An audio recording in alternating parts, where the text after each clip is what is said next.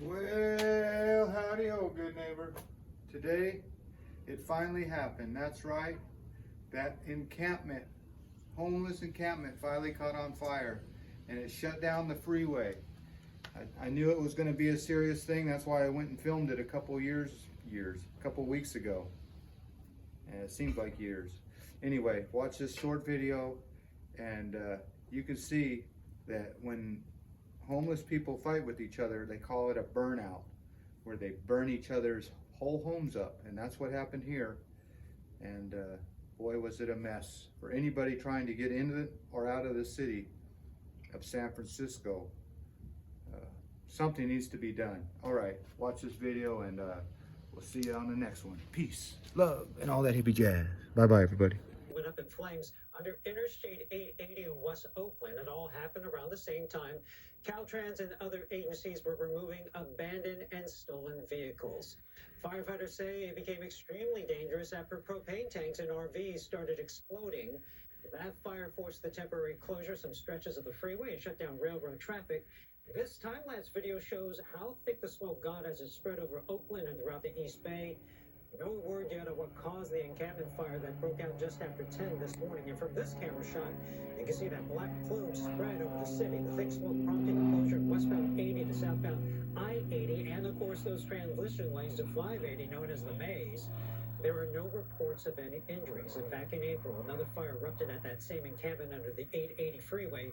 This happened on Wood Street. One person died in that fire. Well, a live look at San Jose. At 10:20 a.m., Oakland Fire responded to what would become a second alarm fire with mutual aid from Alameda City and Alameda County.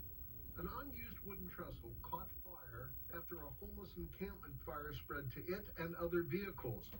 The creosote-soaked timbers gave off seriously toxic, thick black smoke, so much smoke, Caltrans closed much of the maze to avoid crashes. That created a monumental traffic jam. Underneath, a dangerous inferno threatened the firefighters. We have cars, we have RVs, we have a ton of combustible materials, hazardous materials.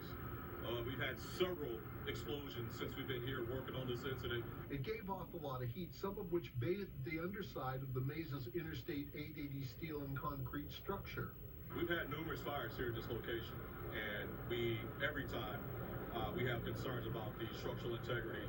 Caltrans inspectors immediately examined it to make sure it could be reopened for the evening commute, and it was pronounced safe for vehicles and reopened. The Metropolitan Transportation Commission says it is the heart of its system. Essential for commute traffic, commercial traffic, freight distribution, so it's tied in with the Bay Area's mobility and the Bay Area's economy. It is literally like the aorta. Additional inspections will take place. So that's ongoing right now, so we'll know in the next day, if not tomorrow, if there's been any damage, but I don't think so. The homeless encampment was already being dismantled here, but such encampments are often found under freeways everywhere. And we're worried about people being on the right-of-way underneath the freeway where anything can happen.